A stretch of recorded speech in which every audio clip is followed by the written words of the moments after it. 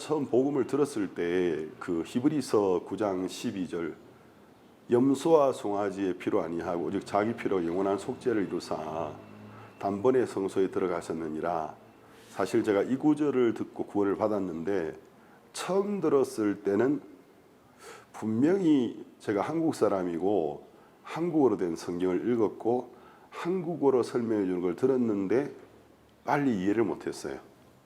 예수님이 이 땅에 있던 하늘나라의 참된 성막의 모형이었던 모세가 만들었던 성막이 있었고, 그 다음 다윗 왕이 하나님께 계시를 받았고 설계도도 남겼고 자재도 모아놨는데 그 아들 솔로몬이 아버지가 남긴 자재와 설계대도로 만든 성전이 있었습니다.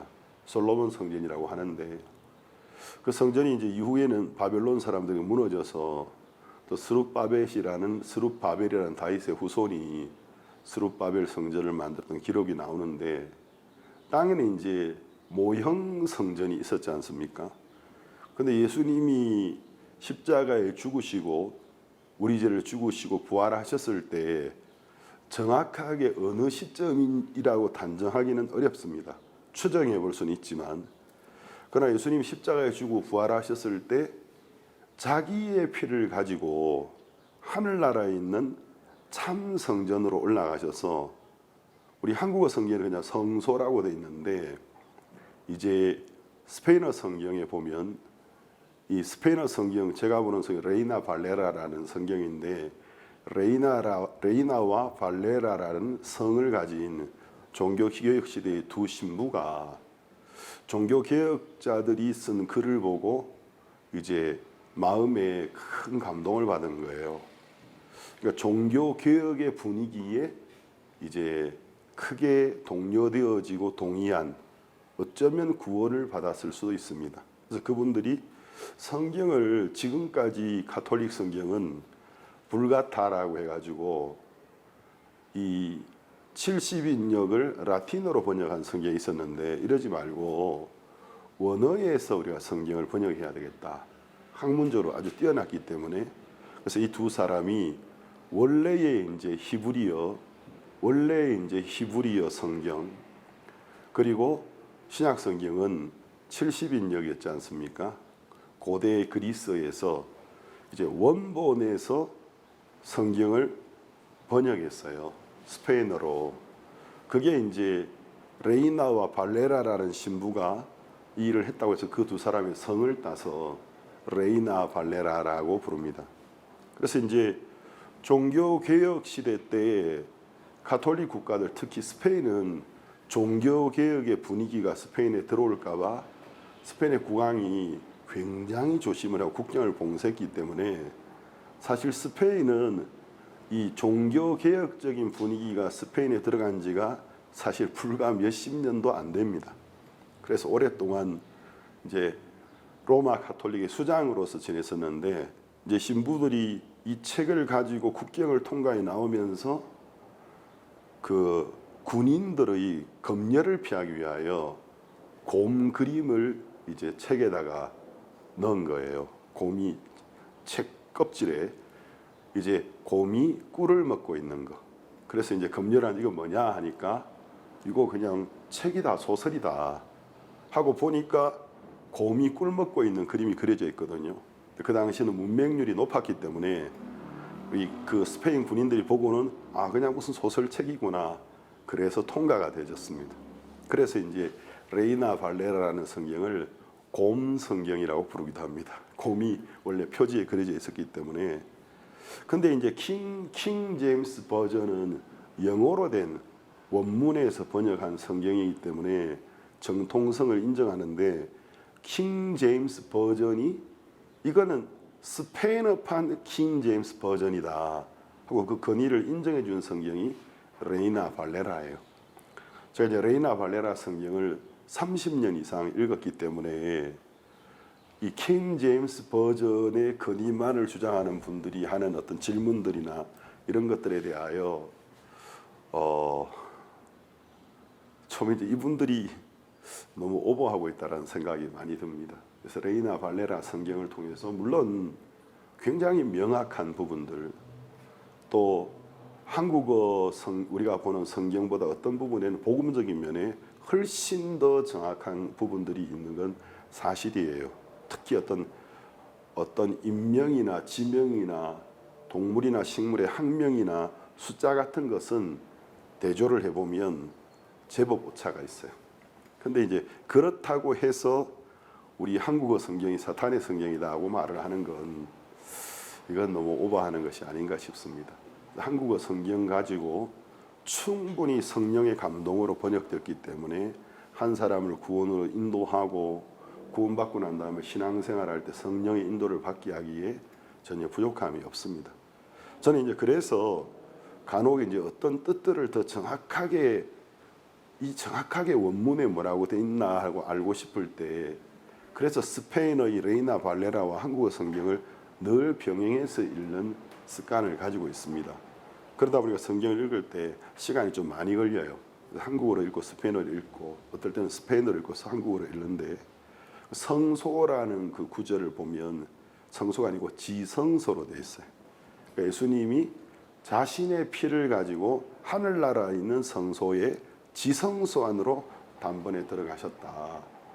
원래 이제 그 지성소에는 대제사장이 이스라엘 대상이 1년 1차 대속죄일 날 백성의 죄를 위해 죽은 수염소의 피를 가지고 휘장을 걷고 성막의 가장 깊은 곳, 성소 중에서도 성소의 가장 깊은 곳에 들어가서 그 언약궤라고 하기도 하고 법궤라고 하기도 하잖아요.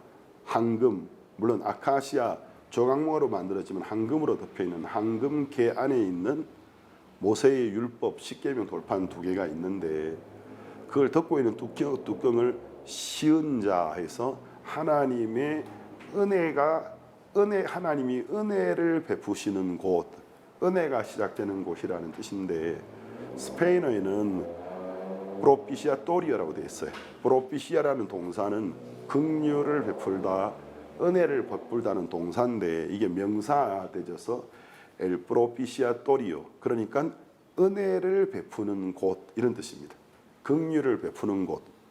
거기에다가 이제 수염소의 피를 7번 칠하는 거예요. 성경에서 7이라는 숫자는 완전수인데 백성이 1년 동안 지은 모든 죄의 값이 당신이 규정하신 대로 이 수염소의 피를 통하여 다 치루어졌습니다. 그래서 이제 그 피를 뿌릴 때 이스라엘 백성들의 모든 죄가 하나님 앞에서 사하여지는 것입니다. 근데 그것은 하늘나라에 있는 참 성막 그의 모형이었기 때문에 이제 구약시대에는 수많은 양이나 염소 그리고 또 어린 수송아지 또 소, 암소 또 때로는 비둘기가 이렇게 죽었지만은 그 모든 희생제물의 참된 그림자는 하나님의 어린 양이신 예수 그리스도십니다. 그분이 참형상이고 그걸 설명하기 위한 그림자적인 이야기였다라는 거죠. 근데 예수님이 부활하셨을 때 자기의 피를 가지고 수염소의 피가 아니고 자신의 피를 가지고 하늘나라에 있는 참성소, 참지성소에 단번에 들어가셔서 피를 뿌리셔서 영원한 속죄를 이루었다고 되어 있습니다. 근데 이제 거기 보면은 성소라는 곳은 직사각형의 홀인데 그 이제 3분의 2쯤 되는 지점에 뒤에 3분의 1을 남겨놓고 휘장이 있어요. 우리식으로 말하면 큰 커튼이 쳐져 있는데 잘 직조되어 있는 두꺼운 휘장이 있는데 1년에 한 번 손에 이제 이스라엘 백성의 죄를 위해 죽은 수염소의 피를 들고만 그 휘장을 열고 그 뒤에 들어가서 피를 뿌릴 수가 있어요. 그러면 이제 이스라엘 백성들이 1년 동안 지은 죄가 사하여지는데 근데 이제 그 휘장이 계속 존재하는 거예요. 또 다음에 또 들어가야 되고. 근데 이제 오늘 읽은 이 본문에도 나오지만 마태복음에도 나와요. 예수님이 다 이루었다라는 마지막 말씀을 남기시면서 운명하실 때 지진이 있었고 이 온 세상 지금도 지금 여기 비가 오고 좀 날이 흐린데 이 정도 어두운 게 아니고 정오에서 오후 3시경이었는데 대낮이 밤처럼 어두워졌다고 했습니다.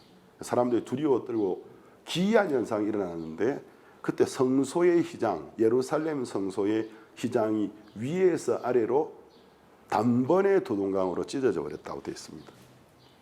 그러면 이제 이건 하나의 어떤 이적이죠. 기적이고 이적인데, 근데 이적이라는 것은 어떠한 것이 사실이라는 것을 증명해 주기 위해서 일어나는 기적을 이적이라고 하는데, 그냥 기적이 아니고 이적이 나타났는데 성소의장이 위에서부터 아래까지 단번에 도동강으로 찢어진 것은 뭘 의미하느냐 하면 다시 쳐놓을 필요가 없다라는 것입니다. 원래 이제 대속죄일에는 한 번 열고 들어가지만 그대로 두는 거예요. 또 앞으로 죄를 짓기 때문에 매해 다른 제물의 피를 가지고 들어갈 때만 열고 들어가는데, 예수님이 다 이뤘다고 운명하실 때 성소의 휘장이 위에서 아래까지 단번에 도동강으로 찢어져 버렸습니다. 제가 이제 이 내용에 대해서 그 유대인들의 그 전승이 전에 내려오고 그 사실에 대하여서 이제 에말디안이라는 유명한 복음 전도자가 쓴 성막이라는 책에 인용된 걸 제가 봤는데, 유대인들의 전승에 나사렛 예수님이 십자가에 죽으실 때 큰 지진이 있었고 이 땅이 흔들리고 세상이 어두웠는데, 이 성소의 휘장이라는 게 굉장히 높아요. 굉장히 높고 두꺼운 천으로 직조되어 있었기 때문에 이제 이 장력이 당기는 힘을 견디는 힘이 얼마나 강하냐면 그 성소의장의 양쪽에 각 숫소를 한 마리씩 묶어놓고 우리 옛날 조선시대 능지처참하듯이 당겨도 찢기가 힘들었다고 하거든요. 그런데 이제 그런 성소의장이 단번에 찢어진다라는 건 불가능한 이야기입니다. 만약 그것이 이제 사람이 한 짓이라면 그만큼 키가 높은 사람이 없었고, 뭐 그 시대에 성소 안에 누가 강철 와이어줄을 달겠습니까? 사다리 같은 걸 갖다 놓고 잘라야 되는데, 사람이 했다면 칼로 한 번에 잘라질 수 있는 재질이 아니기 때문에 톱질을 해야 되는데 밑에서부터 해나가야 역으로 위로 올라가야 될 거라는 거죠. 그것도 장시간이 필요한데 단 한 번에 위에서 아래로 도동강으로 찢어져 버렸다는 것입니다. 그래서 이제 그 유대인의 전성에 그 유대인들이 그걸 집어보려고 한번 그걸 직조하는데 굉장히 많은 자재와 또 노력이 필요하기 때문에 수선해 보려고 애를 썼는데, 집어서 이제 다 집었다 싶어서 놓으면 다시 위에서 아래로 찢어져 버리고, 다시 집어서 놓으면 위에서 아래 다시 찢어져 버려서 다시는 쓸 수 없다라는 기록이 거기에 있더라고요. 그래서 성경을 잘 모르는 분들은 이제 예수님이 운명하실 때 성소 예루살렘 성소 휘장이 위에서 아래로 단번에 찢어졌다, 이거 왜 적어놨는지를 잘 몰라요. 그런데 이걸 알고 보면 굉장히 놀라운 이야기입니다. 다른 말로 하면 단번에 더 이상 반복할 것도 없고 단번에 예수님의 피를 힘입어서 하나님께 나아가는 자들이 하나님께 나갈 수 있는 길이 열렸다라는 것입니다. 굉장히 영광스러운 이야기예요. 그래서 우리 이제 예배 때 부르는 합동 찬송에 보면은 그런 찬송이 있어요. 성전 휘장 찢어지어 하는 그 노래가 있어요. 제가 하도 오랫동안 찬송가를 안 불러가지고 이 가사가 다 생각 안 나는데, 구원의 길 여시었네 하는 그런 노래인데, 거기 보면은 성전 휘장 한번 찢어졌다라는 그 내용이, 내가 옛날 한국에서 그 노래를 부를 때 굉장히 영광스럽거든요.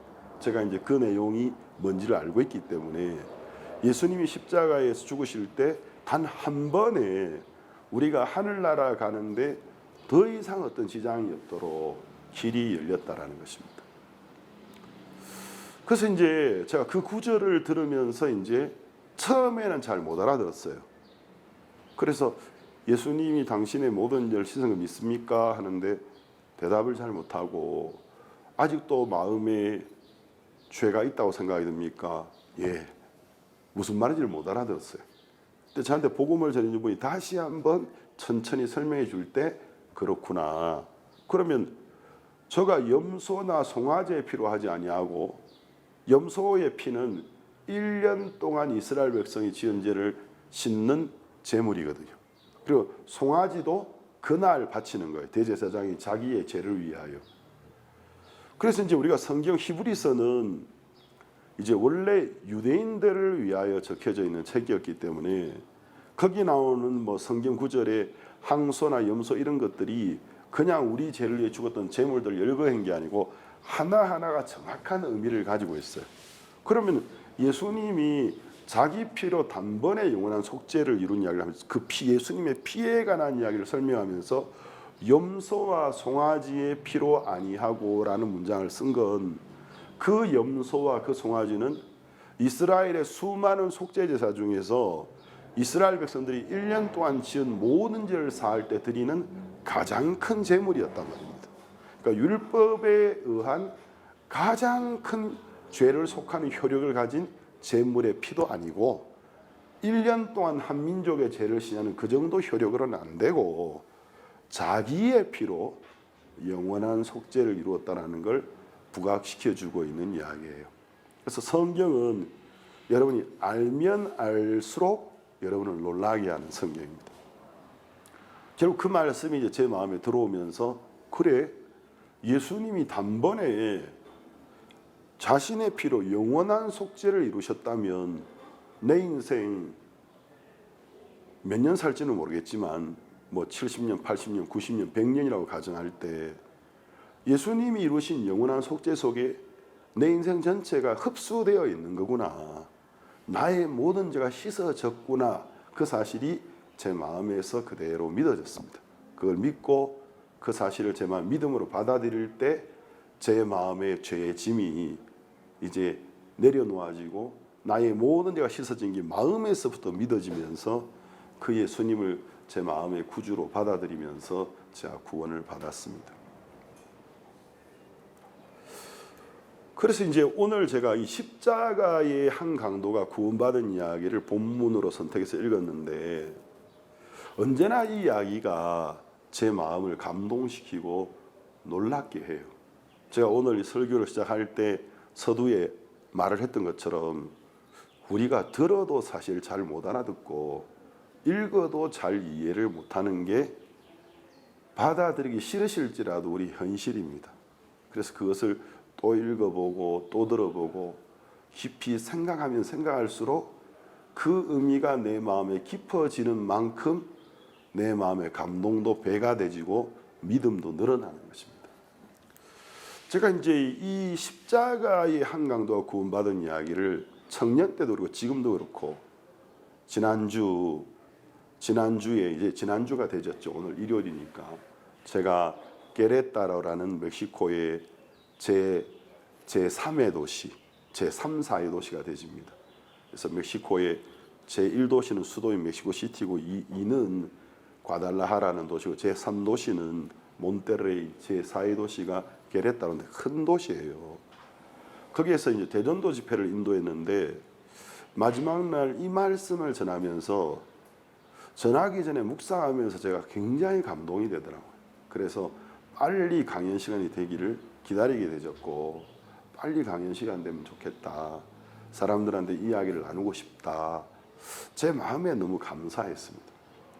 예수님이 이 땅에 계실 때에 예수님을 통해서 구원받은 사람 참 많은데 그 중에서 가장 극적으로 구원받은 사람을 이야기하라고 하면 요한복음 8장에 나오는 간음하다가 현장에 잡힌 여자, 그 다음 두 번째가 누가복음 23장에 나오는 십자가상에서 예수님 옆에 못 박혔다가 구원받은 한 강도의 이야기인데 이게 이제 어떤 드라마보다도 더 극적인 거예요.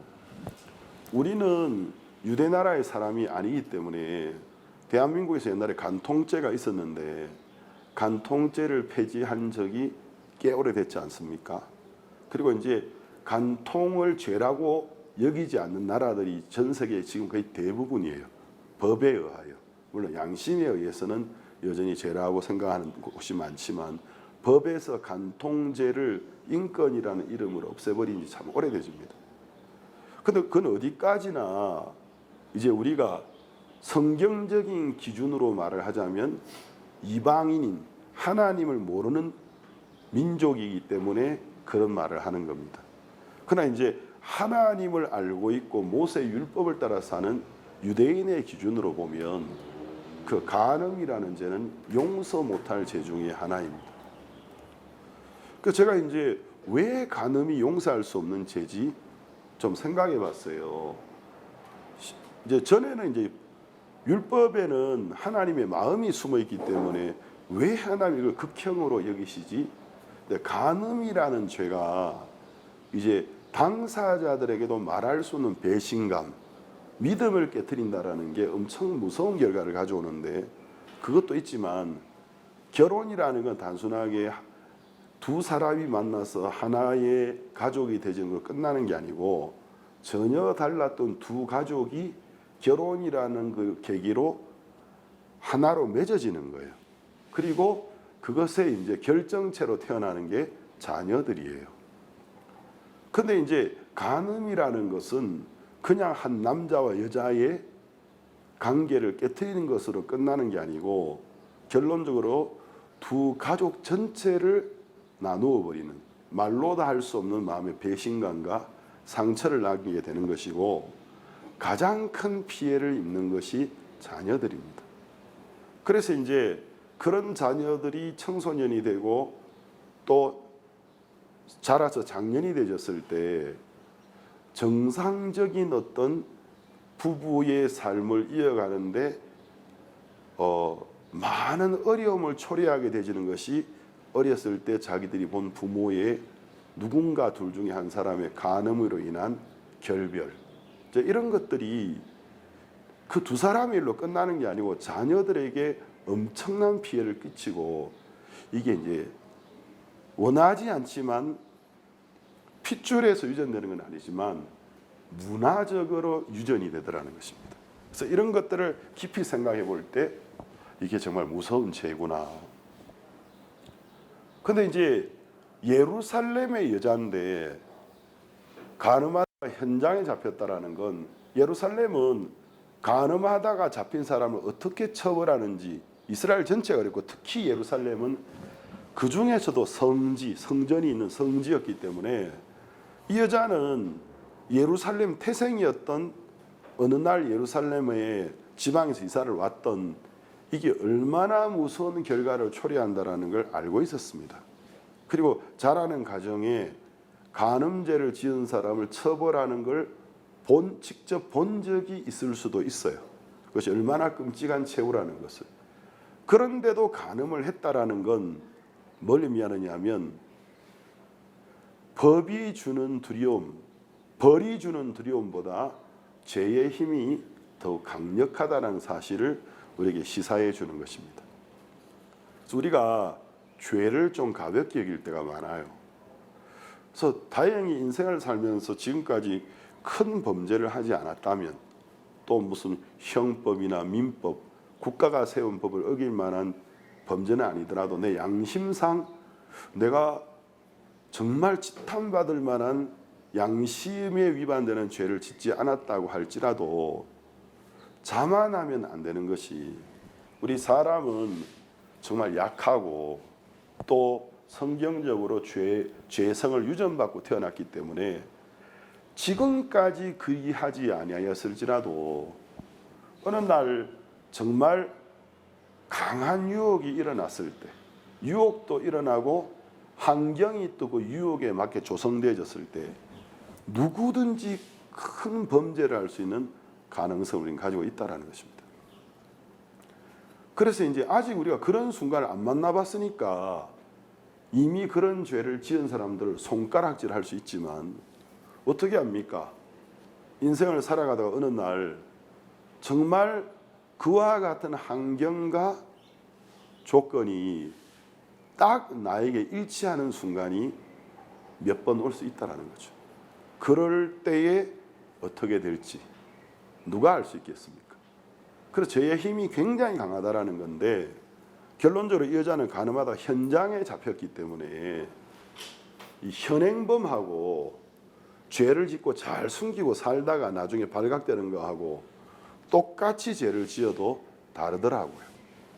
아이들을 키울 때도 잘못했을 때 그 자리에서 잘못을 시인하게 하고 그다음 아이들을 그에 상응하는 그냥 말로서 따끔하게 야단칠 정도의 잘못이라면 말로 이렇게 교정해주고, 또 어떨 때는 조금의 체벌이 필요하다면 그건 이제 잘못의 경중에 따라서 다르겠죠. 그래서 이제 현장에서 그렇게 해줘야 교육이 되더라고요. 근데 이제 잘못을 했는데도 시간을 자꾸 지연시켜주면 무뎌지더라는 거죠. 그리고 그 시간이 지연되는 동안에 어려도 자기 나름대로 자기를 정당하게 하는 어떤 일들을 하기 시작해요. 그래서 나중에 뒤늦게 뭐라 하려고 하면 뭐 그럴 수도 있지 뭐 그거 가지고, 애들이 어리니까 그렇게 말하지는 않지만 심리가 그렇더라는 거죠. 그래서 야단을 쳐도 효과가 별로 없더라는 거죠. 저도 이제 그런 걸 보면서 이제 어떤 이 훈육이라는 것, 가르친다라는 것, 이런 게 시기가 적절해야만 효과적이라는 걸 참 많이 느꼈고, 저도 그런 거를 느꼈고, 제가 잘못을 깊이 느끼고 있을, 잘못한 지 얼마 안 됐을 때 따끔하게 야단을 맞을 때 진짜 제 영혼까지 아프지만 가르침이 저를 변화시키더라는 거죠. 근데 이제 시간을 충분히 지연시키고 나면 둔해져요, 사람은. 근데 이제 이 여자는 간호하다가 현장에서 잡혔기 때문에 현행범이니까 무슨 변명을 할 수 있겠습니까? 그리고 자기를 정당화하기 위한 어떤 구상을 할 수 있는 시간의 여유도 없어요. 그러니까 마음에서 난 죽을 수밖에 없는 죄인이다. 내가 입이 2개, 10개 있어도 할 말이 없다. 이 마음이었을 때 예수님 앞에 끌려왔다라는 거죠. 그런데 이제 유대 나라에서는 이런 상황에 처해 있는 사람이 이 여자 외에는 여기까지 상황이 전개되고 죽음에서 벗어난 유래는 역사, 모세의 율법이 내려온 이후로 수천 년 동안 단 한 건도 없었습니다. 아예 발각이 안 됐으면 몰라도 이렇게 현장에서 발각돼서 모세의 율법을 지키려는 열심히 대단한 유대 종교 지도자들에게 손에 돌을 들고 끌려온 상태에서 살아난 경우는 모세의 율법이 내려온 그날부터 예수님이 이 여자를 만난 그날까지 단 한 건도 없었습니다. 그래서 우리는 유대인이 아니기 때문에 이것이 얼마나 큰 일인지를 잘 모르고 예수님이 얼마나 놀라운 일을 행하셨는지를 잘 체감하지 못하는 겁니다. 뭐 예수님이 거기에서 천지가 개벽할 만한 어떤 기적을 보여준 것도 아니고, 또 예수님이 뭐 고성으로 그들과 싸운 것도 아니고 그냥 조용히 몇 마디를 했는데 그 열성적이었던 종교 지도자들이 2말도 못하고 돌을 남겨놓고 떠나버렸어요. 이것은 권능입니다. 엄청난 능력이 나타난 거예요. 그러니까 모세의 율법이 가지고 있는 권위를 한순간에 무력화시켜버리는 이제 이런 능력이 나타난 거죠. 그래서 예수님이 죽여라. 선생님, 모세 율법에는 이러한 여자를 돌로 쳐 죽여라 하였습니다. 당신은 뭘 하겠습니까? 그게 하나의 이제 함정이었거든요. 그러니까 모든 질문에는 대답이 둘 중에 하나가 나가야 돼요. 예스나 노입니다. 동의하거나 동의하지 않거나. 이와 같은 환경에서는 묵비권을 행사한다는 건 있을 수 없어요. 묵비권을 행사하는 건 노로 간주되기 때문에 죽는 거죠. 그러니까 반드시 대답을 해야 되는데 그들은 여자를 둘러싸고 그들의 손에는 돌이 지어져 있었고 흥분한 상태였고, 이 사람들은 모세 율법에 대한 열성이 대단했기 때문에 사람을 죽이기까지 열성을 가지고 있었기 때문에 여기서 대답을 안 하고 뭐 계속 머뭇거리면 이 사람들은 여자를 처형시키기 전에 예수님에게 투석할 수 있는 사람들이었습니다. 모세의 율법에는 이렇게 기록되어 있습니다. 이런 여자는 돌로 쳐 죽이라고 했습니다. 당신은 뭐라고 하겠습니까? 그럼 예수님 거기서 대답할 수 있는 건 나도 동일하게 생각한다. 쳐 죽여라. 하나님이 그렇게 말씀하셨다면 그 말씀을 번복할 수는 없다. 나는 하나님의 아들이기 때문에 나는 하나님의 말씀을 따른다.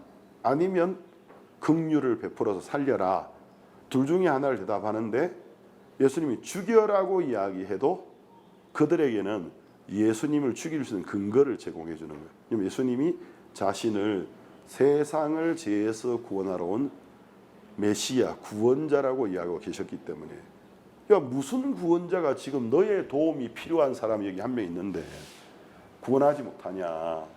너는 신성 모독죄를 범한 미치광이다. 예수님을 쳐 죽일 것입니다. 그리고 이제 반대로 긍휼을 베풀어 사람 사랑이 사랑인데 사랑으로 용서라고 해도 당신이 무슨 긍휼을 가지고 있는 선지자인지 하나님의 아들인지는 몰라도 무슨 선지자가 하나님의 율법을 어깁니까? 구약 성경에 모세가 거짓 선지자를 구별하는 법을 가르쳤는데 하나님의 말씀과 다른 이야기를 하면 하나님 보낸 선지자가 아니니 돌로 쳐 죽이라고 되어 있거든. 하나님은 이런 여자를 모세 율법을 통해 돌로 쳐 죽이라고 하셨는데 긍휼을 베풀려고 한다면 예수님은 투석형을 받아야 됩니다. 근데 그 짧은 순간에 예수님이 한마디를 대답하셨어요. 죽여라고 했습니다. 돌로 쳐 죽여라. 하나님의 말씀을 순종하셨습니다. 그런데 이제 율법을 이용해서 율법의 이름으로 나온 자들을 무력화시키는 말을 한마디 하셨어요. 모세 율법에는 율법으로 다른 사람을 죽이기까지 심판을 하려고 하면 그 심판자는 율법 앞에 온전해야 되거든요. 그래서 예수님이 죽여라. 아주 나직하게 말씀하셨죠. 너희 중에 죄 없는 자가 있으면 그 사람이 먼저 이 여자에게 돌을 치는 일에 딜을 시작해라. 자, 그러면 그 순간은 율법에 대한 어떤 충성심, 율법에 대한 헌신된 마음으로 한 사람의 목숨을 앗으려는 격앙된 분위기였기 때문에 그 말을 들었을 때 이 사람들이 나는 정말 다른 사람을 모세의 율법의 이름으로 한 사람을 죽일 정도로 온전한가?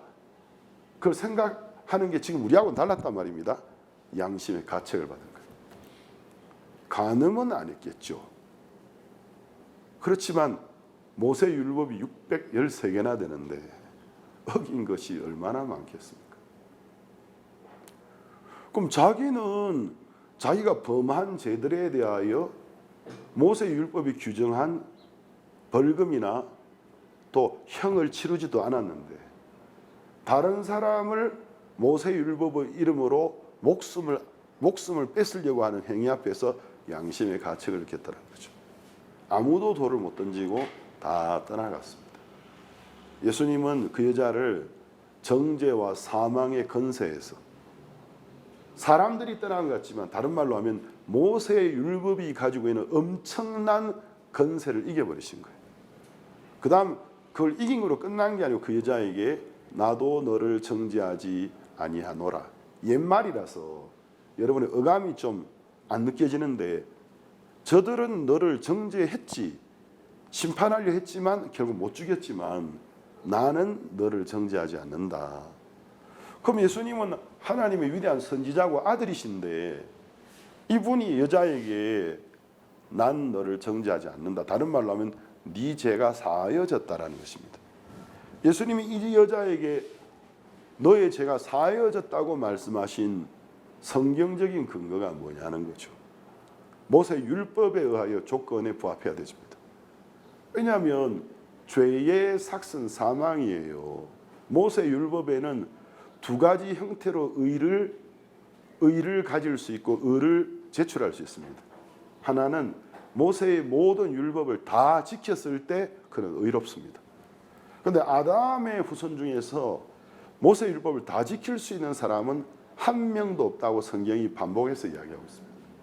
그러면 유일한 길은 모세 율법에 한 가지 옵션이 돼 있어요. 다 지키는 게 불가능했다면 율법이 규정한 죄의 형벌을 받아라. 죄의 삭은 사망이다. 그래서 그 죄 때문에 극형인 사형을 받아버리면 죽은 자에 대해서 또 벌을 내리는 법은 존재하잖아요. 모세의 법에는. 그러니까 모세의 법은 사람이 살아있는 동안에 그 사람을 통치할 수 있고 형을 내릴 수 있어도 이미 율법에 의한 마지막 형벌을 받고 나면 이제 더 이상 뭘 할 수 있는 건 없어요. 왜냐하면 모세의 율법은 우리 육체와 상관된 법인 거예요. 살아있는 자에게 상관된 법이기 때문에 율법에 의한 형벌을 받은 자, 이미 죽어버린 자에게 뭘 더 할 수 있는 권능은 없다라는 거죠.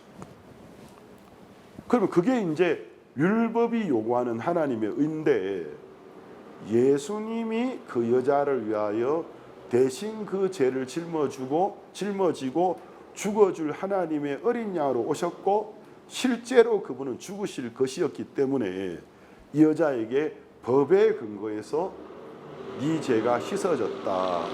난 너를 정죄하지 않는다. 다른 말로 난 너의 죄도 씻었다고 말씀하신 것인 거죠. 근데 여자가 영혼도 그 정죄와 영원한 멸망에서 죄를 삼아 구원받았고 그 몸도 모세 율법이 주는 엄청난 정죄와 사망의 권세에서 벗어나는 놀라운 이야기가 요한복음 8장에 기록되어 있습니다. 그래서 이 간음 현장 중에 잡힌 여자 이야기가 1절에서 11절까지 적혀 있는데 이 장 하나를 가지고 성경 세미나를 때 한 주일 동안, 한 주일은 좀 가은이고요, 한 4박 5일 정도 성경 세미나 때 간음 중에 잡힌 여자의 이야기만 가지고 4박 5일 한 9번 정도의 강연을 할 때가 참 많습니다. 보통 1시간 반씩 9번을 강연해도 강연할 게 또 있어요. 그 이야기 속에 굉장히 깊은 이야기들이 숨어 있습니다. 그래서 언제나 이제 이 간음하다가 현장에 잡힌 여자가 구원받은 이 이야기를 제가 읽고 생각할 때 제 마음에 감동과 은혜를 참 많이 받았고, 만약에 예수님을 타임머신 같은 기계가 있어서 타임머신이 있다고 다른 차원에 계신 그분을 모시고 올 수 있겠습니까마는 그런 신비한 기계가 있어서 예수님을 정말 오늘 우리 앞에 모시고 올 수 있는 방법이 있다면 내가 두 번 의심할 것 없이 믿는 건, 나도 그 여자처럼 예수님, 내가 몸으로는 간음을 안 했는지 몰라도 죄인입니다. 저는 벌을 받을 수밖에 없는 죄인입니다라는 자세로 있을 수밖에 없는 자고, 그때 예수님이 너 같은 놈은 안 돼라고 말씀하지 않으시고 난 너를 정죄하지 않노라고 말씀하실 거라는 걸 전 분명하게 믿습니다. 그 이야기가 얼마나 복된지 몰라요. 근데 오늘 읽은 이 십자가의 한강도 이야기는 이제 우리가 이 한간에 성경을 정확하게 몰라서 마치 성경에 기록된 이야기처럼 믿고 있는 게 참 많아요. 그럼 예를 들어서 주께서 언제 오실지, 낮이 될지 밤이 될지 이런 노래가 있는데 틀린 말이에요. 왜냐하면 예수님이 공중에 구름을 타고 오실 때 밤에 오시든 낮에 오시든 지구상에 있는 모든 인간에게는 밤도 되고 낮도 되는 게 지구는 둥글다라는 것입니다. 그래서 이제 만약에 저는 멕시코 있는데 예수님이 공중에 구름을 타고 오실 때 한밤중에 오신 멕시코의 이제 현지 시간의 관점으로는 새벽 2시에 오셨네, 결국 밤이었구나. 하지만 우리 새벽 2시일 때 한국은 15시간 빠른데 새벽 2시면 오후 5시란 말입니다. 그러니까 낮에 오시는 거예요.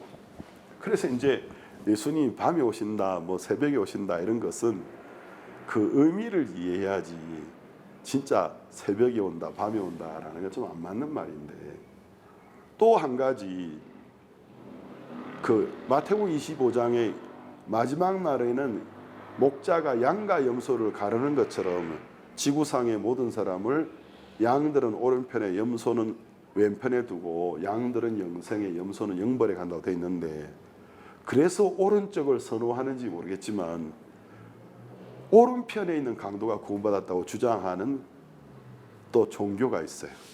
근데 이 사복음서, 예수님의 마지막 순간과 부활에 대한 유일한 증거인, 문서적인 증거인 성경에는 어느 편의 강도가 구원받았다는 말은 나오지 않습니다. 다만 양쪽에 있는 강도가 다 십자가에 못 박혀 처음에는 예수님을 욕했다고 되어 있습니다. 근데 어느 정도의 시간이 지났을 때 오른쪽이는지 왼쪽이 모르지만 한편의 강도가 예수님을 욕하는 걸 중단하고 예수님을 바라보기 시작했어요. 물론 본인도 극한 고통 속에 있었기 때문에 계속 바라보지는 못했겠지만 고통하면서도 그분을 바라보다가 신경의 변화가 일어났습니다. 그러다가 마음에 회개하고 예수님을 극적으로 믿게 되었고 예수님을 믿었을 때에 영원한 나라에 들어갈 약속받는 이야기가 여기서 나오고 있습니다. 굉장히 극적인 이야기예요. 그런데 이제 옛날에는 가톨릭이 예수님이 부활 후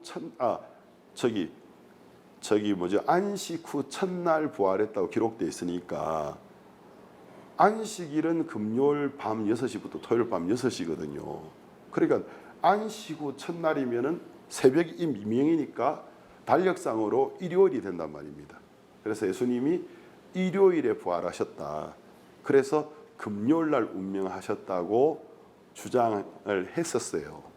근데 이게 이제 성경적으로 안 맞는 이야기입니다. 왜냐하면 예수님이 너희가 악하고 음란한 세대가 나에게 내가 누구인지 표적을 요구하는데 내가 너희들에게 참된 그리스도라는 것을 증명할 표적은 선지자 요나의 표적밖에 없다고 하셨습니다. 선지자 요나가 사흘 밤낮을 큰 물고기의 뱃속에 있었던 것처럼 인자가 사흘 밤과 낮을 땅의 심장에 있을 거라고 이야기하셨습니다.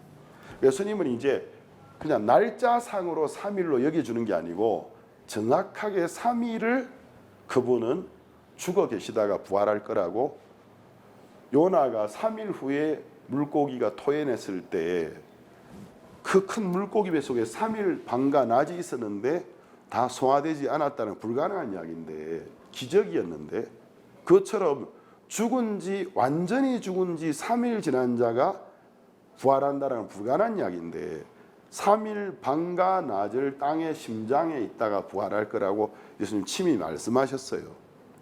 그럼 예수님이 부활하신 시점이 사복음서를 읽어보면 정확하게 일요일 새벽이라고 단정하기 힘든 게 일요일 새벽에 막달라 마리아와 몇 명의 여자들이 예수님의 시신에다가 향유를 바르려고 가셨을 때 이미 무덤은 비어 있었습니다. 새벽에 부활하신 게 아니고 이미 비어 있었어요. 계시지 않았습니다. 거기에 천사가 하나 있었죠. 왜 산자를 죽은 자 가운데 찾느냐. 근데 사복음서를 정확하게 읽어보면 예수님이 부활한 시점이 안식 후 몇 시였는지를 정확하게 알기 힘들어요.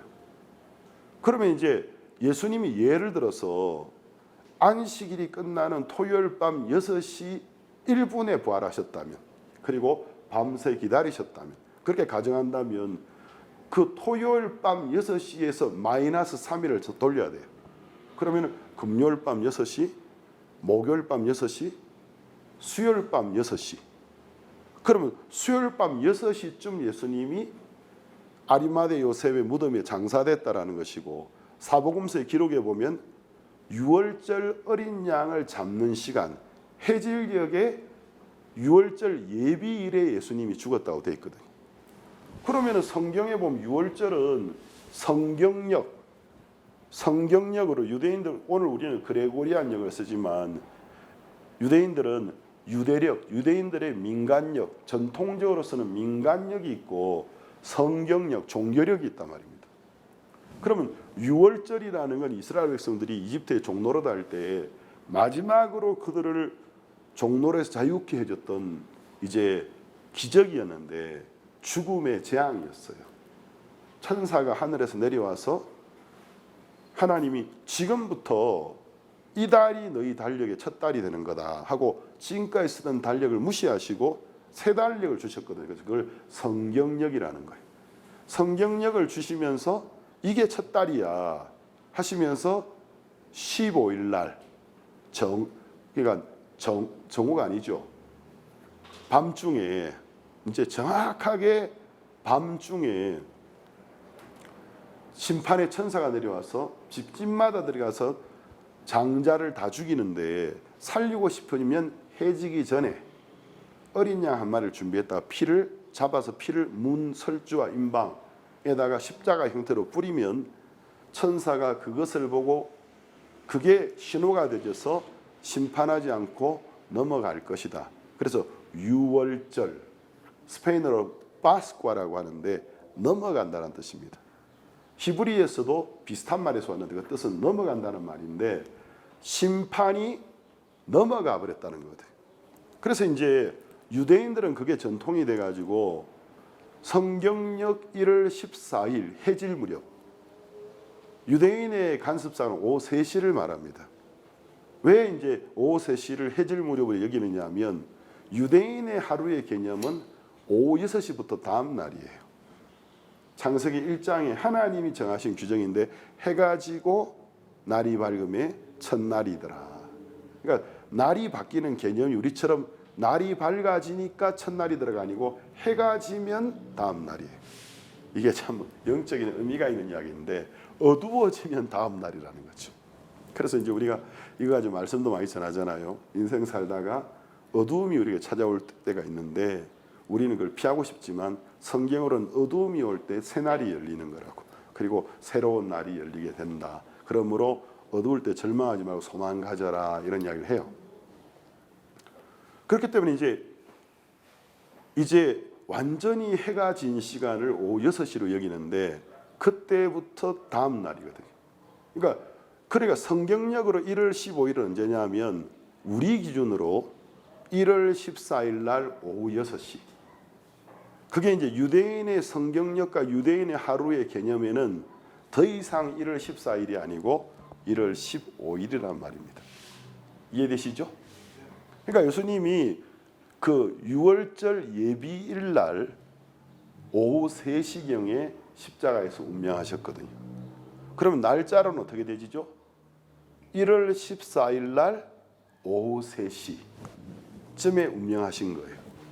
그럼 예수님이 하루 전날 유월절을 미리 기념하셨으니까 며칠이 되죠? 그 전날 저녁 무렵이면 여전히 1월 14일이에요. 우리 개념으로는 13일이 되지만 사람들이 자꾸 왜 혼돈하느냐 하면 성경에 이제 유대인들의 관습을 모르니까 그레고리오리역을 갖다 집어넣으니까 이게 이제 13일에 밤이 되지는데 13일이 아니고 여전히 14일에 밤이었어요. 왜냐하면 밤부터 14일이기 때문에 14일의 밤에 예수님이 이건 별로 중요한 이야기는 아니에요.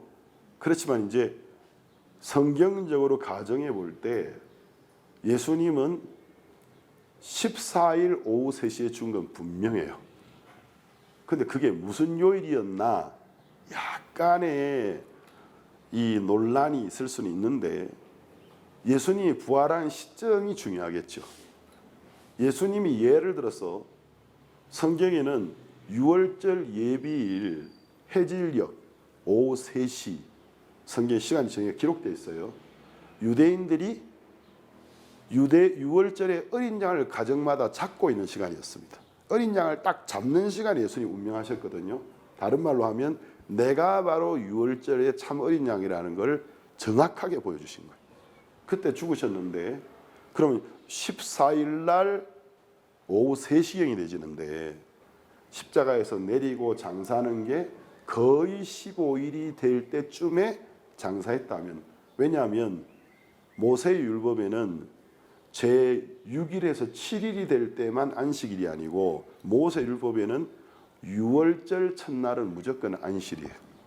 유월절의 첫날이 무교절의 첫날인데 첫날과 끝날은 율법에 의해서 안식일입니다.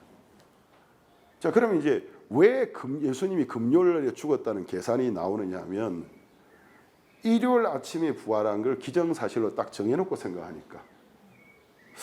그런데 성경에 보면 안식일이 되어 오기 때문에 유대인의 제사장과 간원들이 안식일이 오기 전에 처형하려고 애썼다고 되어 있거든요.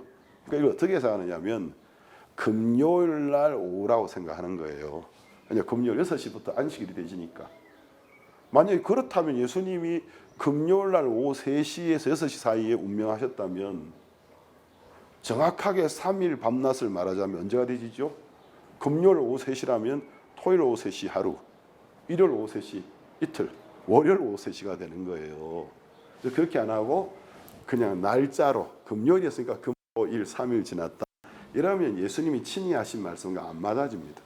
예수님은 요나가 3일 밤낮을 큰 물고기의 뱃속에 있었던 것처럼 인자가 정확하게 3일 밤과 낮을 땅의 심장에 있다가 부활할 거라고 이야기하셨거든요. 그래서 이제 얼마나 사람들이 성경을 잘 모르는 데서 이런 이야기가 나온다는 거죠. 그럼 만약에 예수님이 부활하신 것이 14일 오후 3시는 분명하기 때문에 아마 15일부터는 안식일이기 때문에 안식일에 유대인들은 장사 지낼 생각은 안 할 겁니다. 그러니까 안식일이 되기 전에 빨리 장사 애를 썼겠죠. 그러니까 14일에 우리 개념으로는 14일에 오후 6시가 되기 전에 그때부터 15일이기 때문에 장사를 마쳤을 확률이 크지 않겠습니까? 그럼 예수님이 장사된 시간이 14일 예를 들어서 오후 5시쯤이라고 가정을 한다면 근 6시 가까운 시간이었다면 정확하게 3일을 그로부터 계산하면 어떻게 되십니까? 그럼 예수님이 성경에 보면은 안식 후 첫날 부활, 그 안식일은 6월절 첫날의 안식일을 말하는 게 아니고 예수님이 죽으신 그 주간에는 6월절이 들어가는 주간이었기 때문에 6월절에 안식일이 있었고 7일째는 안식일이 겹쳐지는 주간이었단 말입니다. 그러니까 예수님 언제 부활하셨냐면 6월절의 안식일이 끝났을 때 부활하신 게 아니고 7일째의 안식일이 끝났을 때 계셨거든요. 그러니까 이제 일요일이 되지는 거죠. 우리 계산상으로. 그럼 예수님 만약에 일요일 새벽에 부활하셨다면 거꾸로 3일을 마이너스 시키면 토요일 새벽, 금요일 새벽, 목요일 새벽에 죽으신 결과가 되지는 거 장사. 근데 성경을 보면 예수님이 아침에 장사 안 됐거든요. 해질녘에 장사됐기 때문에 그렇다면 가능성은 안식일이 끝나는 토요일 밤 6시를 넘기자마자 3일이 정확하게 채워지기 때문에 부활하실 가능성이 높아요. 학문적으로. 그럼 예수님이 토요일 밤 6시쯤에 무덤 안에서 이미 부활을 하신 상태로 기다리셨다면 다음날 새벽이 될 때까지 기다리셨다면 그 시점에서 마이너스 3일을 돌리면 금요일 밤, 목요일 밤, 수요일 밤이 되는 거죠. 그렇죠? 그러면 예수님이 죽으신 날은 2000년 전 어느 날 2000년 전 1월 14일 성경령 1월 14일 오후 3시경이었으니까 수요일이 되진다는 거죠. 제 말 좀 어렵습니까? 목, 금, 토 3일 지나고. 그래서 이제 어떤 분들은 아따 목사님 성경 진짜 되게 어렵게 보시네. 그게 아니고 제가 성경을 이제 수없이 강대상에 설교하는 사람이기 때문에 제가 성경을 때 성경을 이렇게 읽는단 말입니다. 읽으면서 또 생각해보고 또 생각해보고 이쪽에 생각해보고 오른쪽에 생각해보고 왼쪽에 생각해보고 정면에 생각해보고 위에서 보고 아래에서 보고 뒤에서 보고 계속 그 말씀을 묵상하다 보면 그 말씀 속에 들어있는 깊이가 정말 저를 놀라게 하고 제 마음을 감동시킬 때가 너무나 많다라는 거죠.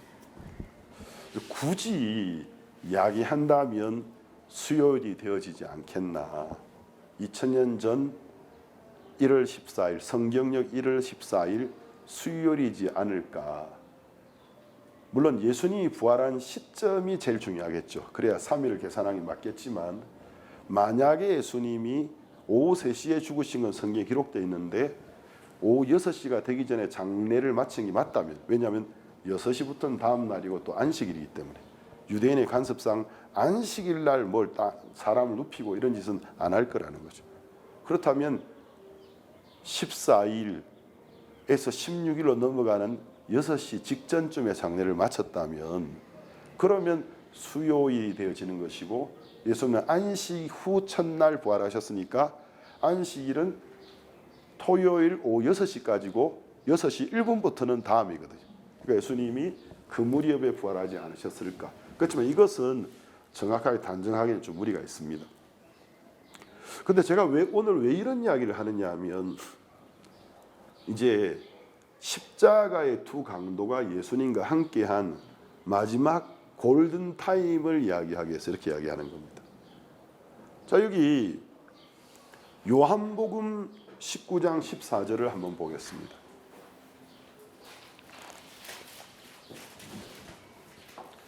여러분은 이런 부분에 큰 흥미가 없으실지는 몰라도 저에겐 중요한 이야기입니다. 그래서 이제 요한복음 19장 14절에 보면 이날은 유월절의 예비일이요. 자, 예수님이 죽으신 날은 유월절의 예비일이에요. 출애굽기 12장에 의하면 유월절이 언제지요? 성경력 1월 15일 자정이란 말입니다. 그러면 이제 15일은 오후 6시부터 시작되잖아요. 그렇죠? 그럼 유월절 예비일, 유월절이 되기 전에 운명하셨어요. 오후에.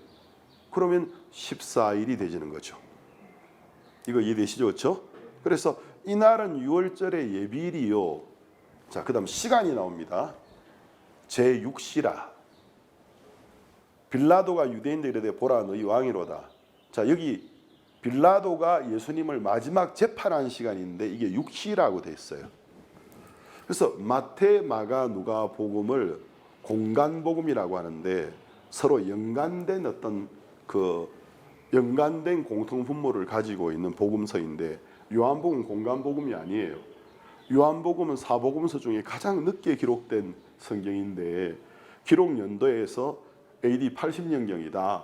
90년도 초기다. 96년 이후다. 변론이 좀 있어요. 하여튼 사복음서 중에 가장 늦게 기록된 성경인데 이 요한복음에 나오는 시간과 시간의 기준과 마태, 마가, 누가복음의 시간이 다르단 말입니다. 요한복음은 로마의 시간이 표준화가 되지고 난 다음에 적혀진 성경이기 때문에 요한복음에 기록된 시간은 로마의 시간을 기준으로 하고 있어요. 그런데 마태, 마가, 누가, 요한복음은 유대인의 시간을 기준으로 하고 있어요. 그럼 유대인은 12시간, 12시간으로 나누어서 12시간을 4등분해요. 3시간씩. 그래서 기점은 6시인데 그러면 밤은 언제냐? 오후 6시부터 다음날 새벽 6시까지. 그래서 제1경, 2경, 3경, 4경이 나오는데 이게 무슨 말이냐면 이제 이걸 알고 이제 사복음서에 나오는 비유대로 보면은 몇 시에 포도원 주인이 나갔어 이런 얘기 나오지 않습니까? 그러면 이제 그 기준에서 저녁에 제3시는 몇 시냐면 6시가 공시거든요. 영시이기 때문에 9시가 되는 거예요. 그러면 이제 저녁에 제6시는 언제지요? 자정입니다. 12시. 이렇게 3시간으로 등분을 쪼갠단 말입니다. 그래서 아침 6시부터는 아침 6시가 0시예요. 유대인의 시간으로. 그럼 제3시 3시간 플러스 하면 오전 9시. 6시 정오. 제9시 오후 3시. 그리고 제11시. 11시는 곧 새날의 0시가 되지는 겁니다. 그 이해되시죠? 그렇죠? 이거는 수학도 아니고 산수인데 수학이 아니고 산수인데 저도 산수를 잘하는 사람은 아닌데 이거 이해 안 되시면 좀 이렇게 문제가 있는 겁니다. 이렇게 시간을 쪼개요. 근데 이제 이 다른 마태, 마가, 누가 복음에 예수님이 십자가에 못 박힌 시간과 날이 어두워졌던 정오, 죽으시는 시간의 표현과 요한복음이 달라요. 그리고 성경이 일치하지 않지? 그게 아니고 마태, 마가, 누가는 유대인의 시간의 기준점을 사용했고 요한복음은 로마인의 시간의 기준점을 사용했기 때문이랍니다. 그러니까 여기 보면 예수님이 이제 빌라도 총독의 간저에서 사람들 앞에 새벽부터 그러니까 딱 이렇게 예수님이 나와서 이 사람이 유대인의 왕이다. 십자가에 못 박자 하던 그 시점이 6시, 새벽 6시였다는 것입니다. 시간이 나와요. 자, 그러면 예수님이 유월절을 마가 다락방에서 그 의식을 치루시고 감람원이라고 부르던 그 올리브 나무 받치는 산에 가서 기도하시고 가룟 유다가 와서 새벽에 대제사장님이 보는 간원들에게 체포되어서 이제 바로 로마 총독이던 빌라도의 간저로 끌려갔던 게 아니고 유대인의 공회인 산헤드린이라는 유대인의 공회로 끌려갔거든요. 거기에서 재판을 받았어요. 그래서 사형 선고를 받으셨는데 그 당시 유대는 로마의 식민지였기 때문에 선고는 할 수 있지만 집행할 수 있는 권한은 없었단 말입니다. 그래서 사형을 선고했는데 집행을 하는 데는 로마 총독의 허락이 필요하기 때문에 로마 총독의 간저로 끌고 갔단 말입니다. 근데 끌고 가고 얼마의 시간이 지나고 이제 빌라도가 많은 백성들이 왔고 간원들 앞에서 사형을 언도하는 시간이 6시이기 때문에 그럼 예수님이 빌라도의 반저로 끌려온 시간은 6시가 아니고 정확하게 하기는 힘들지만 한 새벽 3시나 4시나 이쯤 되지 않았을까? 4시쯤 되지 않았을까? 그럼 예수님이 만약에 빌라도의 간저로 끌려온 시간이 14일 새벽 4시를 기준으로 전이나 후쯤이라면 이미 그 간저 위에 있는 다음 날 같이 십자가에 못 박기로 돼 있었던 두 강도, 살인자들이었거든요. 밀란을 일으킨 두 강도가 갇혀 있는 그 창살 속에 같이 갇혔단 말입니다. 그럼 이 두 강도가 예수님과 함께 보낼 수 있는 골든 타임의 계산이 나오는데 예수님이 이제 6시에 재판을 받으셨고 마태, 마가, 누가 복음에 의하면 9시에 운명하셨거든요. 그럼 유대인의 시간으로 9시는 로마의 시간으로 오후 3시거든요. 그러니까 0시가 로마의 시간으로 아침 6시고 3시가 로마 시간으로 9시고 3시가 로마 시간으로 아침 9시고 6시가 로마 시간으로 12시고 그 다음 9시가 로마 시간으로 오후 3시란 말입니다. 그러니까 예수님이 이 두 강도가 예수님과 함께 했던 마지막 골든 타임이 11시간쯤 된단 말입니다. 만약에 6시가 되기 아침 6시가 되기 2시간 전쯤에 예수님이 총독 간저로 끌려온 게 맞다면 이해되시죠? 그렇죠? 오늘 목사님 왜 저렇게 이렇게 시간에 중점을 두시나 포인트를 주시나 하시는데 제가 뭘 이야기하고 싶으냐면 이 두 강도가 예수님과 마지막 함께 했던 골든 타임에 대해서 이야기하고 있는 거예요. 이제 이것이 결론적으로 한 강도는 처음에는 출발이 같았는데 회개하고 예수님 믿었어요. 극적으로 죽음을 코앞에 두고 영원한 낙원을 약속받았습니다. 다른 강도는 멸망했습니다. 근데 이걸 이야기하다 보니까 시간이 지금 나오고 있는 거예요. 11시간 정도 예수님과 함께 있었습니다. 자, 그럼 우리가 마가복음 15장 24절과 25절을 보겠습니다.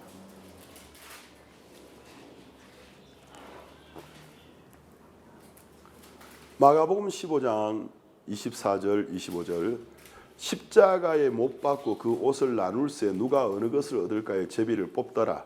자, 그 다음 나오지요. 자, 예수님을 십자가에 못 박은 시간이 때가 제3시가 되어 십자가에 못 박으니라 되어 있습니다. 그럼 3시에 예수님을 십자가에 못 박았다면 로마의 시간으로 몇 시죠? 오전 9시죠. 이해되시죠? 그렇죠? 그러니까 예수님이 오전 9시에 못 박히셨어요. 요한복음에 나온 로마 시간에 의하면 6시에 사형을 언도받으셨고 그런데 이제 유대의 시간으로는 3시간 유대 시간으로 예수님이 사형 언도를 받은 시간이 0시가 되는 겁니다. 그리고 3시 오전 9시에 못 박히셨어요. 그 다음 제6시가 되면 온 땅의 어둠이 임하여 제9시까지 계속하더니 언제부터 세상이 캄캄해졌죠? 6시. 그러면 로마의 시간으로 몇 시예요? 12시입니다. 근데 여기서 어두워졌다라는 건 우리가 이제 갑자기 폭우가 쏟아지는 날이 대낮이 어두운 이 정도의 어둠이 아니고 이제 기현상, 비정사적인 이적이 일어났는데 정오가 밤처럼 변해버렸어요. 그런 일이 그전에는 없었거든요. 그러니까 모든 사람 두려워했다고 되어 있습니다. 그러니까 정오였는데 마치 자정처럼 어두워진 겁니다. 그래서 그게 난 12시부터 오후 3시까지 그 현상이 계속되어졌어요. 9시까지 계속 하더니, 자, 예수님이 운명하는 타임이 정확하게 기록되어 있습니다. 제9시에. 자, 유대인의 시간으로 제9시면 로마의 시간으로 몇 시죠? 오후 3시에 예수께서 크게 소리 지르시되 엘리 엘리 라마 사박다니 하시니, 이를 번역하면 나의 하나님 어찌하여 나를 버리셨나까 하는 뜻이라. 자, 그러면 예수님이 십자가에 못 박히신 계셨던 시간이 몇 시라는 답을 성경이 가르쳐주고 있는 거죠. 몇 시간? 6시간이었죠. 그러니까 사형을 언도받고 그 다음 고난을 당하기 시작하시고 죽기까지는 9시간. 그러니까 예수님이 사형을 언도받고 갈보리 언덕에 올라가서 마지막에 못 박기까지 3시간이 걸렸어요. 그 3시간 동안 조롱과 모욕과 채찍에 맞고, 그 로마인의 채찍은 나무 손잡이에 12가죽으로 되어 있는 건데, 12개의 가죽이 있는데 그 끝에 큰 12개의 가지 중에 3개의 뼈조각이 박혀 있었고 39개의 금속 구슬이 박혀 있었는데, 그 금속 구슬이 이렇게 발톱처럼 모양이 되어서 이걸 원심력을 이용해서 상대를 치면 중력에 의해서 이제 등을 쳐도 앞쪽까지 갈비뼈까지 휘어감지 않습니까? 그래 땡길 때 살점을 뜯어내게 돼 있었단 말입니다. 나머지 두 강도는 채찍형을 받지 않았어요. 그런데 이제 기록에 의하면 많은 사람들이 이 채찍형을 받다가 그냥 죽었다고 돼 있거든요.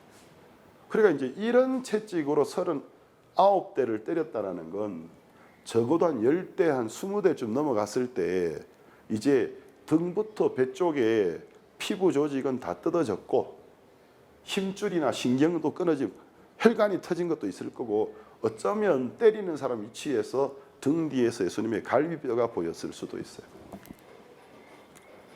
이게 3시간이 걸렸습니다. 이 모든 과정이. 이런 상태에는 십자가를 들 수가 없어요. 그래서 예수님 십자가를 지고 올라가셨고 6시간. 그래서 6시간 만에 운명하신 겁니다. 왜냐하면 예수님이 6시간 만에 운명했을 때 다들 이상하게 여겼다. 왜냐하면 십자가에 못 박힌 사람들이 그렇게 빨리 죽지 않았다라는 거죠. 예수님은 이미 육신적으로도 너무 쇠약하신 상태였고, 거기에다가 그 채찍형 자체로 목숨을 잃을 만한 형벌을 받으셨고 십자가를 지고 오셨기 때문에, 물론 구약에 되어 있는 그만에 온 세상의 죄를 살 거라는 예언을 이루시기 위하여 다음 날로 넘어가지 않으셨지만, 그러면 이제 이 두 강도가 빌라도 총독이 예수님과 이야기를 했던 그 시간, 재판하기 전에 그 시간 관점부터 보면 가장 가까이에 있는 사람이 이 두 강도였어요. 그 두 강도가 예수님이 대답하는 말을 다 들었습니다. 빌라도가 하는 질문도 들었고 예수님이 맞는 것도 보셨습니다. 근데 이제 이 십자가형이라는 게 사람이 아직 누군가 나를 도와줄 가능성이 있다는 생각이 들 때 매달리는 거예요. 욕하고 싶어도 겸손하게 이야기하고 이렇게 하는 건데, 결정이 나서 더 이상 돌이킬 가능성이 없을 때는 더 이상 가식은 없어지고 그게 이제 진실의 시간이란 말입니다. 그 사람 속였는 게 나오면서 로마 황제가 무섭겠습니까? 유대인의 대제사장들이 무섭겠습니까? 이건 살아있어도 산 게 아니라 이미 죽은 건데, 그때 이제 십자가에 못 박힌 사람들이 세상을 저주하고 모두를 욕하다가 죽었단 말입니다. 그런데 예수님이 십자가에 못 박혔는데 단 한 번도 누군가를 욕하거나 저주하지 않으셨어요. 그런데 이제 오늘 읽은 이 본문이 나오기 전에 막 십자가 밑에 있는 사람 예수님을 조롱했는데, 예수님이 극한 고통 속에서 아버지여 저들의 죄를 용서하여 주시옵소서. 저들은 저들이 하는 것을 알지 못하나이다. 이거는 여유가 있었어. 거룩한 척 하는 사람들이 하는 그런 순간에 할 수 있는 가식적인 게 아니고 진실의 순간, 이 사람 속에 있는 진정한 것이 나올 수밖에 없는 진실의 시간이었던 겁니다. 처참하게 맞았고 버려졌는데 그것도 부족해서 밑에서 조롱하고 있는데 예수님이 숨을 헐떡이면서 겨우겨우 아버지여 저들의 죄를 용서하여 주시옵소서. 저들은 저들이 하는 걸 알지 그들을 위하여 기도하셨단 말입니다. 제가 이제 이거를 지금 이렇게 말을 하지만 말하는 것보다 말 안 하고 혼자 가만히 생각할 때 정말 그 예수님의 사랑이 너무 감사하고 정말 우리를 사랑하셨구나. 마지막 순간까지 가장 고통스러운 그 순간까지 또 우리를 사랑하셨고 우리를 위해 기도하셨구나. 정말 예수님은 우리의 죄를 위하여 대신 죽으셨구나. 저를 감동하게 한다는 거죠. 근데 두 강도가 사복음서를 읽어보면 처음엔 둘 다 십자가에서 예수님을 비방했다고 돼 있어요. 근데 누가복음에 보면 예수님이 이 기도를 막 마치셨을 때에 한편의 강도가 이제 남은 건 악밖에 없죠. 사회에 대와 세상에 대한 증오밖에 없죠. 그래서 이렇게 하면서 이제 고개를 겨우들어 가지고 예수님 쳐다보면서 네가 만일 정말 우리 유대인의 왕이고 그리스도라면 네 목숨부터 한번 살려봐라. 야, 네가 무슨 그리스도인데 그래 무능해. 네 목숨부터 살려보고 우리도 살려가면 내가 믿을게. 어쩌보면 그 당시의 상황으로 볼 때는 가장 현실적인 이야기였습니다. 악에 받쳐 죽어가는 사람이 성경에 이렇게 육두문자를 쓰지 않으니까 이렇게 적어놨지만 입이 막 걸하고 욕 잘하는 식으로 표현을 하자면 막 이렇게 병신 그러면서 주제 파악을 해라 이 병신아 이렇게 말하는 거 아니겠습니까? 이것도 고운 표현이죠. 더 험하게 말할 수도 있는 거죠. 진짜 주제 파악 좀 해라. 미쳐도 더럽게 미쳐가지고 이런 식의 어떤 악에 바친 표현. 네가 정말 유대인의 왕이고 우리의 메시아라면 네 목숨부터 한번 살려봐라. 그리고 우리도 살려라 믿을게. 그러는 순간 다른 편에 있던 강도가 이 강도도 지금 이제 지칠 대로 지쳤고 고통 속에 있는데 힘이 남아 돌아서 말을 할 수 있는 게 아니란 말입니다. 말을 할 때는 언제 하느냐면 반드시 뭔가를 말하고 싶을 때 힘들어도 이야기하는 겁니다. 이쪽에 있던 강도가 엄청 힘든 상태로 예수님이 중간에 있으니까 고개를 앞으로 좀 더 내밀어서 저를 쳐다보면서 이보시오 헐떡거리면서 이봐 반말을 했는지 모르겠지만 너나 나는 이렇게 죽는 것이 합당한 우리가 지은 죄에 합당한 처벌을 받는 게 아니냐. 이 말 한마디가 뭘 의미하죠? 살인자고 많은 죄를 지은 죄인인 것을 인정하는 이야기라는 거죠. 너와 나는 이렇게 비참하게 죽는 게 합당한 거 아니냐. 그러나 이분은 아무 죄를 행한 것이 없다. 이 말은 이 두 사람 유대인이었거든요. 신명기에 제가 시간과 찰지 않겠지만 신명기 21장 21절 23절에 보면 나무에 달린 자는 하나님께 저주를 받은 자로 되어 있거든요. 그러면 이제 많은 극형 중에서 나무의 육체의 생명을 상징하는 피, 유대 모세율법 피를 신성하게 여기는데 생명을 상징하는 피가 몸에서 빠져나오고 있는 걸 장시간 동안 보여주면서 매달린 이거는 저주를 받은 자들이 받는 형벌이라는 거죠. 그러면 하나님의 법에 의해서 저주를 받은 자, 하나님께 저주를 받아 죽어가고 있는 자, 그리고 자기 유대 사이의 최고의 종교 지도자들이 신성모독으로 극형을 처한 자를 보고 이분은 죄를 지은 것이 잘못한 것이 하나도 없다고 말하는 건 그냥 이게 일반적인 고백이 아니란 말입니다. 더 중요한 건 그 다음 구절입니다. 자, 누가복음 23장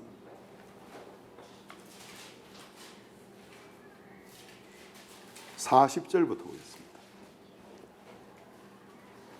하나는 그 사람을 꾸짖어 가로되. 자, 이게 왜냐하면 39절에 보면 다른 편에는 강도가 예수님을 비방에 나와요. 39절 달린 행악주 중 하나는 비방하여 가로되 네가 그리스도가 아니냐 너와 우리를 구원하라 하되. 막 비방했어요. 하나는 그 사람을 꾸짖어 가로되 네가 동일한 정죄를 받고서도 하나님을 두려워 아니하느냐. 우리는 너나 나는 우리의 행한 일에 이렇게 죽는 것이 당연한 봉, 상당한 봉을 받는 것이니 이게 당연하다. 우리는 그 다음 뭐라냐면 이 사람의 행한 것은 옳지 않은 것이 없느니라. 자, 그럼 모세의 율법인 신명기 21장 22절과 23절에 의하면 이와 같은 극형을 받는 자는 하나님이 직접 저주한 자거든요. 그런데 하나님이 직접 저주한 자를 보고 이 사람은 난 하나도 행한 것이 옳지 않은 것이 없다. 죄가 없다라는 것입니다. 그 다음 뭐라고 하느냐 하면 42절 가로되 예수여 당신의 나라에 임하실 때에 나를 생각하소서 하니 예수께서 이르시되 내가 진실로 내게 이르노니 오늘날 네가 나와 함께 낙원에 있으리라 하시니라. 자, 여기 나오는 42절의 이 고백이 굉장히 중요해요. 그냥 우연히 내가 보니까 이분은 잘못한 게 없어 이 정도 표현을 한 게 아니고 예수여 당신의 나라에 임하실 때에. 지금 이렇게 비참하게 죽는 자에게 무슨 왕국을 가지고 오는 이야기를 하고 있습니까? 이건 뭘 그렇게 말했냐면 이 사람은 십자가상에서 예수님이 성경에 예언되어 있는 참된 하나님의 아들 그리스도라는 사실을 믿게 되었다는 것입니다. 난 이제 당신이 그리스도인 것을 믿습니다. 그렇다면 세상 사람들의 눈에는 나는 내 죄 때문에 죽어가고 있는 거지만 하나님의 눈에는 당신이 나의 모든 죄를 위하여 죽고 계신 것입니다. 여기서는 말하지 않았지만 다른 말로 하면 그렇다면 나의 모든 죄는 씻어진 것, 당신이 내 죄를 씻으신 겁니다. 비록 사람들의 눈에는 내가 죽어 마땅한 죄인이지만 당신은 나를 받으신 겁니다. 나의 죄를 다 씻으신 겁니다. 당신의 나라에 임하실 때에 나를 기억하옵소서. 그 나라에 죄인은 못 가요. 의인이라야 가요. 예수님이 이 고백을 딱 들으시고는 정말 예수님은 가장 힘든 순간에 계셨는데 이 사람을 보시면서 진실로 내가 너에게 이르노니 오늘 네가 나와 함께 낙원에 있으리라. 구원을 받은 겁니다. 그의 모든 죄가 씻어졌다라는 거죠. 그럼 오늘 읽은 이 본문 말씀 우리에게 이 극적인 구원은 뭘 가르쳐 주느냐 하면 구원은 어떻게 받는지 표준 모델을 성경이 가르쳐 주는 거예요. 세례 교인 되는데 6개월 이런 식의 어떤 교리를 여기다가 적용시킨다면 이 강도는 구원받을 방법이 없어요.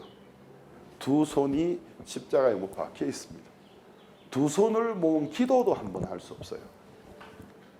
두 발이 십자가에 못 박혀 있습니다.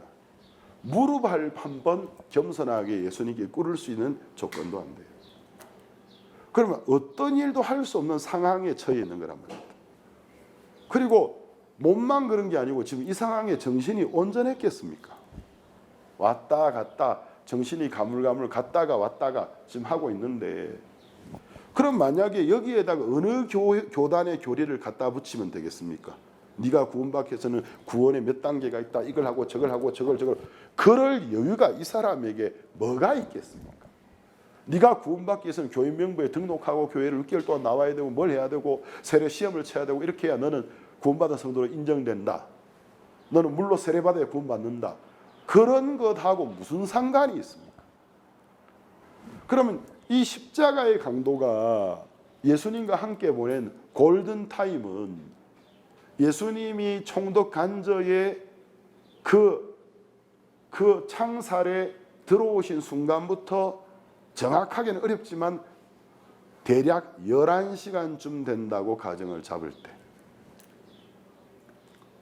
그럼 2시간 정도 같이 갇혀 있었고 3시간 정도 재판이 있었고 예수님이 심하게 고난을 당하고 옆에 직접 보았고 예수님이 하는 모든 말을 들었고 못 박혀서 함께 있었던 시간은 6시간이었습니다. 이 6시간 중에서 예수님이 아버지여 저들의 죄를 용서해 주 기도했던 순간이 정확하게 몇 시쯤에 그 말을 하셨는지는 모르겠어요. 근데 그 말씀을 하실 때를 전으로 해서 이 사람 마음에 변화가 있었습니다. 저분이 이사야 53장에 기록되어 있는 털강 잡히는 어린 양, 그리고 도수장, 도살장에 끌려가는 어린 양이 말이 없는 것처럼 그리스도가 마치 그와 같이 누구에게도 원망하나 욕하지 아니하고 우리는 다 양 같아서 그릇 행하여 제 갈 길로 갔거늘 여호와께서 우리 무리의 죄악을 그에게 담당시키셨도다. 그분이구나. 이걸 그 마음에서 믿게 되었다는 것입니다. 여러분, 예수님이 우리 죄를 씻었다라는 걸 여러분이 알게 되는 것은 지식적으로 그걸 들었거나 읽었을 때 예수님은 하나님의 아들이시고 우리 죄를 위해 죽은 거구나 하고 머리에서 알게 되는 겁니다.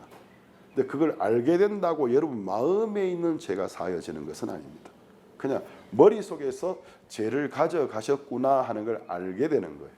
근데 예수님은 머릿속에서 그냥 인지하는 게 아니고 내가 내 마음을 열어서 영접하는 것입니다. 그럼 영접하는 건 뭐냐면은 이제 머리로 나의 죄를 위해 죽으셨구나 하고 인지하고 암기하고 숙지하고 아는 상태, 그러나 마음은 여전히 죄 속에 있다면 그 사람 예수님에 대해 알게 된 사람이지 예수님 마음에 영접한 건 아닙니다. 구원은 언제 받는 거냐면 그 지식도 필요해요. 그 지식이 오고 내가 내 마음으로 정말 저분이 나의 모든 죄를 위해 죽어주시는 하나님의 아들이시구나, 정말 나의 죄를 씻으신 게 맞구나 하고 내 마음에서 그걸 믿을 때 무슨 일이 냐면 마음에 내 마음을 짓눌러 오는 죄가 씻어지는 거예요. 죄사함은 머리로 받는 게 아니고 마음으로 받는 겁니다.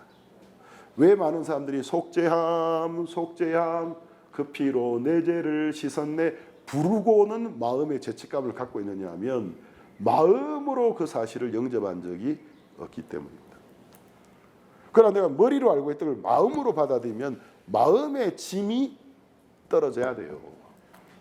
부모님이 내 대신에 내 빚을 갚아준 정보를 듣고 못 믿을 때는 머리로 아버지가 어머니가 내 빚을 씻어주셨다네 아는데 마음엔 여전히 빚에 대한 짐이 있어요. 근데 그걸 마음으로 믿었을 때는 무슨 일이 일어나느냐 하면 알고 있는 으로 끝나는 게 아니고 천근만근 같았던 마음의 짐이 뚝 떨어지면서 살았다. 안도의 숨이 내지면서 비로소 두 팔 두 다리 뻗고 잘 수 있는 겁니다. 그럼 성경이 구원받는 순간을 오늘 이 이야기를 통해서 우리에게 하고 있는 겁니다.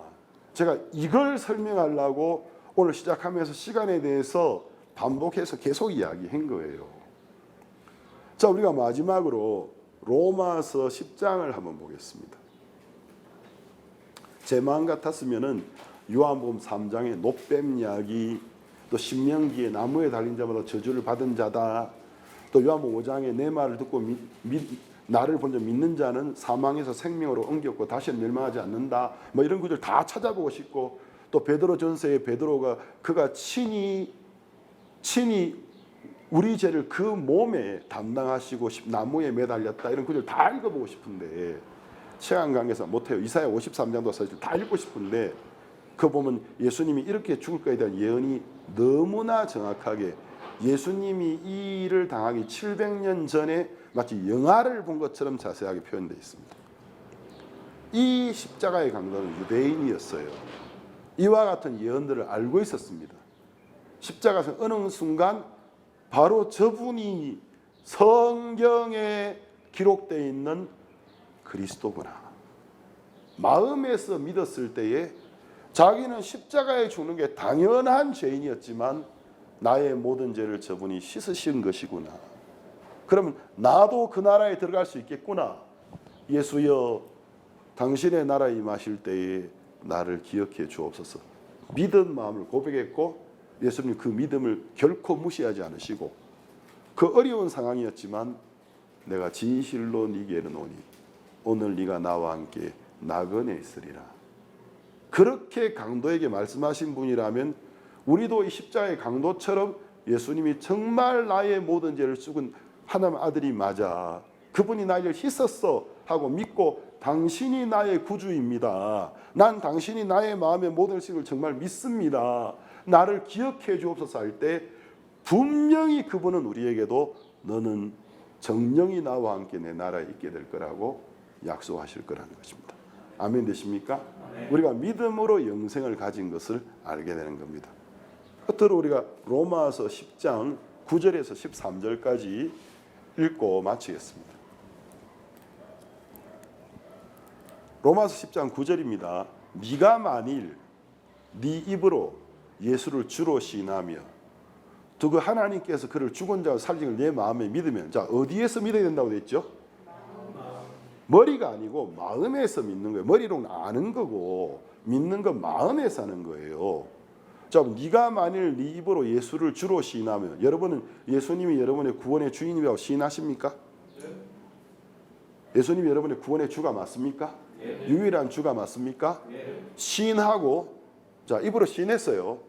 또 하나님께서 그를 죽은 자 가운데 살리. 자, 예수님 왜 죽으셨죠? 우리의 모든 죄를 씻어준 걸. 왜 살리셨죠? 모든 죄를 씻었기 때문에. 그러니까 그분이 우리 죄를 내 죽으시고 우리를 의롭다 하시게 하여 살아난 것을 어디에서 믿는다고요? 네 마음에서 믿으면 어떻게 된다고요? 구원을 얻으리니. 여러분 마음에서 믿으십니까? 예수님이 여러분의 모든 죄를 씻으신 걸 믿으십니까? 자, 그럼 구원을 얻은 거예요. 그 다음 사람이 마음으로 믿어 의에 이르고. 자, 마음으로 믿으면 마음이 어떻게 되지죠? 여전히 죄 가운데 있습니까? 의로워진 게 믿어지는 거예요. 그 다음 입으로 그 사실을 시인할 때 사방에서 아는 거잖아요. 내 마음이 이루어진 걸, 난 이제 예수님이 나의 모든 죄를 씻은 걸 믿습니다. 내 죄는 다 씻어졌습니다. 사람들이 오해할 수도 있지만 나는 이제 의인입니다. 세상의 법의 기준으로 난 죄인이지만 하나님의 법의 기준으로 나는 의인입니다. 나는 의롭습니다. 그걸 입으로 시인할 때 구원이 되는 거라는 거죠. 성경에 이르되 누구든지 저를 믿는 자는, 여러분 그분을 믿으십니까? 누구든지 저를 믿는 자는 부끄러움을 당하지 아니하리라 하니, 유대인이나, 자 유대인뿐만 아니고 헬라인은 모든 이방인을 상징하는 거예요. 유대인이나 헬라인이나 차별이 없습니다. 한 주께서 모든 사람의 주가 되사 저를 부르는 모든 사람에게 부여하시도다. 누구든지 주의 이름을 부르는 자는 구원을 얻으리라. 아멘. 그럼 여러분의 영혼이 구원받았다고 믿으십니까? 받았다고 믿는 겁니까? 받은 게 맞는 겁니까? 성경이 거짓말이 아닌 이상 사실인 겁니다. 오늘 얼마나 많은 사람들이 머리로만 예수님이 우리 죄를 죽었다고 알고 있습니까? 그 상태로는 구원이 아니에요. 그건 예수님을 영접한 게 아니에요. 이론을 알고 있는 거지. 그 사실을 마음으로 믿으면 예수님의 피가 실질적으로 작용하면서 여러분 마음에 있는 죄의 모든 짐을 씻어버립니다. 그리고 자유를 가져옵니다. 난 살았다. 난 이제 의롭다. 예수님 정말 나의 죄를 씻으셨구나. 그 순간 예수님이 그 마음에 들어가시는 겁니다. 그의 주가 되시는 겁니다. 오늘 이 십자가의 강도 이야기는 이야기를 너무나 가장 잘 보여주고 있는 이야기였습니다. 예수님이 내가 진실로 네게 이름 예수여 당신의 나라가 임하실 때에 나를 기억하여 주옵소서. 극적으로 믿었습니다. 우리도 믿습니다. 예수님 난 당신이 나의 죄를 씻은 걸 믿습니다. 당신이 무슨 신화 속에 나오는 인물이 아니고 실제로 나의 죄를 죽으신 하나님의 아들이셨고 부활하셨고 승천하셨고 하나님 나라의 보좌에 앉아주시고 언젠가 다시 오시고 날 영광스럽게 부활시키고 지금 이 세상에 내가 살아가는 동안 눈이 안 보이지만 성령으로 나와 함께 계신 걸 믿습니다. 그분은 우리와 함께 계십니다. 우리를 도우십니다. 이것이 놀라운 구원입니다. 그래서 여러분 정말 하나님 앞에 감사히 하시고 이 복음을 많은 사람들에게 전하시고 사람들이 머리로 알고 있는 상태로 믿는다고 착각하는데 그런 사람들을 마음으로 믿어 의에 이르고 마음에서 예수님 피를 정말 영접할 수 있도록 그들의 영혼을 구원으로 인도하는 일에 여러분도 함께 하시면 좋겠습니다. 오늘 여기까지 말씀 나누겠습니다.